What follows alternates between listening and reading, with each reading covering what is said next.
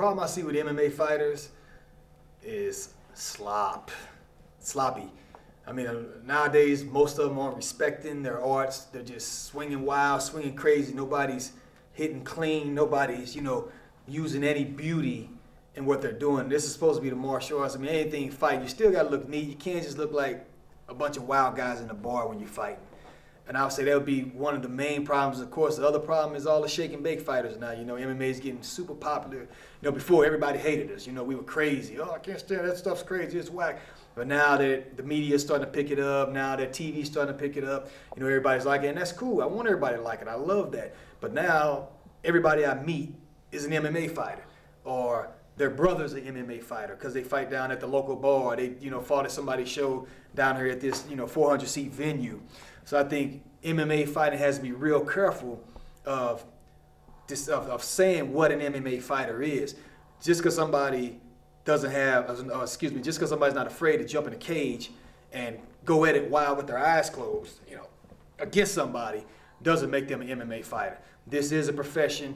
You should have precision. You should look good. You should have balance. It's a profession. It's what we do.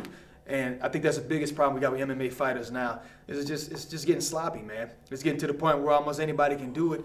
And a lot of even our top fighters are looking so sloppy that's why everybody think they can do it, because nobody's doing anything with precision. Most of the time when these guys win, they can't even tell you what they won with.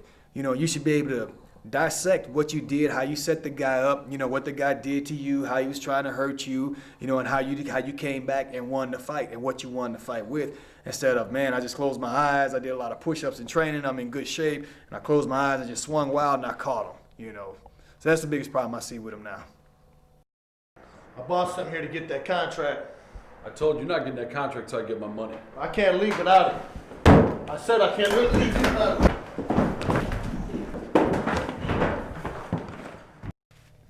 Would I feel bad if I killed my opponent in the cage? No. Now, I'm not saying that like Rocky 3 or whatever, if he dies, he dies. It's not even like that. It's just that what we're doing is a dangerous game. It's the martial arts. This stuff is used and designed to hurt people and designed to kill people. So I wouldn't be surprised if I did accidentally kill somebody. Now, having said that, I wouldn't be surprised if I accidentally got killed in a fight. So if I'm willing to put myself at risk like that, I have to be willing to accept what could possibly happen. And I accept that before I step in there. I'm not going to step in there and go in there and start pounding and beating on people with my elbows and my hands and, accidentally kill him, or he dies in the cage or dies in the ring. And then I feel bad. I'm so guilty. Come on, that's crap, man. If you don't know what you're doing and what could happen off what you're doing, then don't do it. Plain and simple. If I did kill my opponent, what I would do is I would replace him in his family. What I mean by that, I'd become his brother's brother, his mother's son. If I got killed, would I want my homeboys to roll up on him and blast him and stuff? No, not at all. I mean, that's the name of the game. That's a chance I'm taking. But I would want him, if he lives by the same values that I do, to replace me and my family. Replace my daughter's dad, all that kind of stuff. Replace my mother's son. It's a dangerous game, man.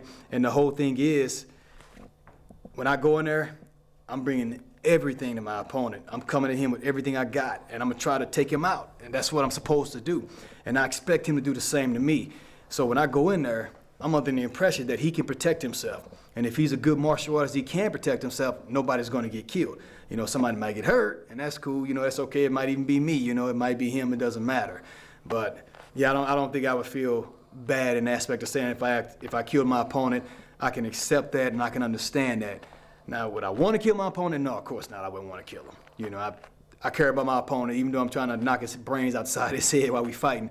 I care about him because he's just like me. He's somebody who's training, somebody who wants to succeed, somebody who wants to have security, and that's why I don't even celebrate when I do win in the cage. You watch my fight, so in the ring, you don't see me, when I win, jumping around and embarrassing the guy who lost, because I can, feel with him. I can understand how he's feeling, because the feeling he's feeling is a feeling that I hoped and prayed I wouldn't have to feel that night. So I'd rather be sympathize with him instead of acting like a monkey, for the fans. So.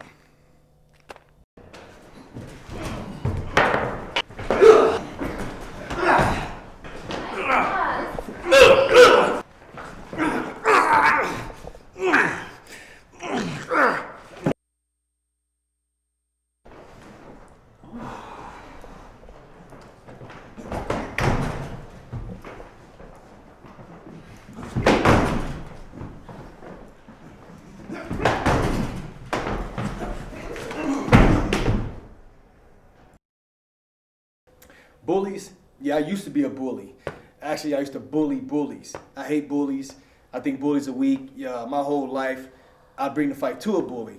And I'd hate to see bigger, stronger people pick on smaller, weaker people. You know, some of us are more fortunate than others, whether it's money, you know, strength, muscle, looks, whatever it is. But if you're somebody who like picking on other people, it's dumb, it's weak. Most bullies can't even fight because they never even have to fight because they intimidate people with their size or with their mouth, you know, whatever it is.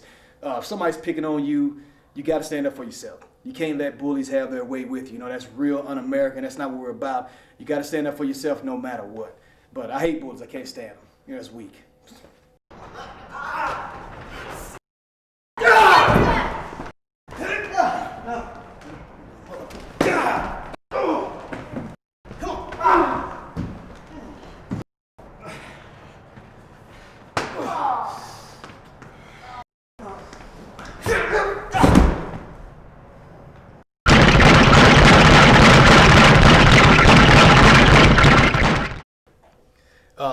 I'm a good fighter. I'm a great fighter. I like fighting, but that's the smallest thing about me is fighting.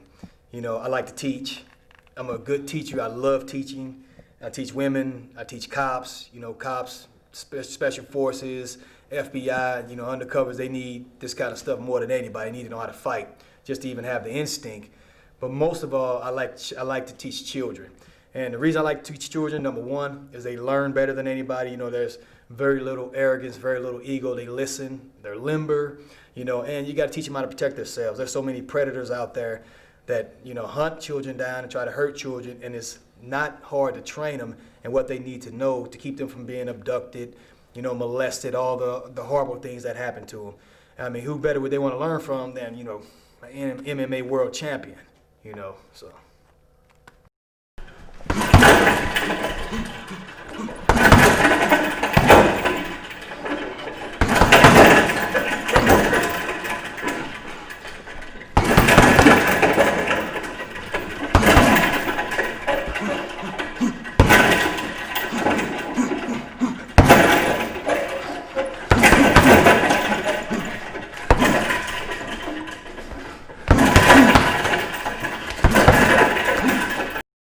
Movie stars, I think movie stars are way smarter than fighters because they get better credit than we do for being a badass, and they don't have to take none of the hits.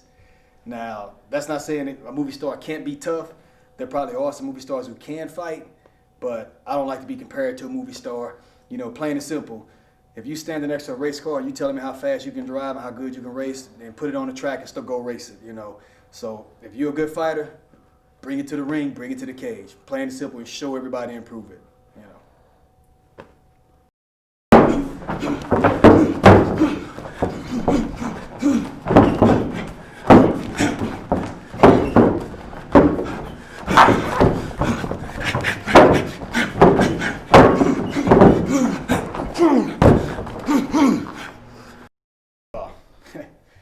What would I have done besides fighting? What would I like to do if I wouldn't have been a fighter? Believe it or not, I would have been a comedian.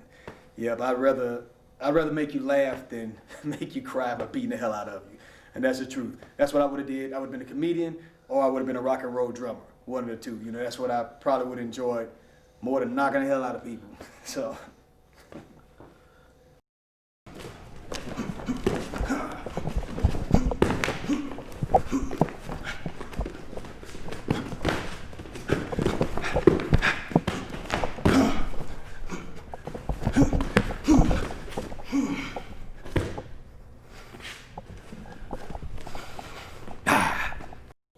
My most memorable pastime was when I used to train wild Mustangs. I used to break wild horses for the Bureau of Land Management in Wyoming.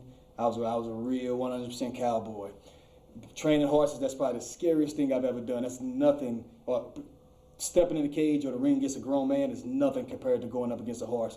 I mean, they're 10 times stronger than you, 10 times faster than you. And when they catch you, they're going to put it on you. And they're not going to tell you they're going to kick your butt first. You know, nobody's going to ring a bell and bow, you get hit. It's just you make a mistake, you touch them in the wrong spot, or you get on their back and they rear up and throw you, you land on the cage, bust your head open, you know. But training wild horses, believe it or not, I was a cowboy and I loved it. I loved every minute of it.